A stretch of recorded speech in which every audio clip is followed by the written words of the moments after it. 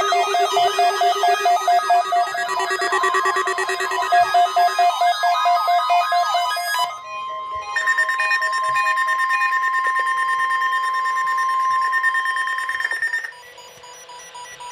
is a test of the National Weather Service weather radio warning alarm for the KHB 59 listening area of Northeast Ohio.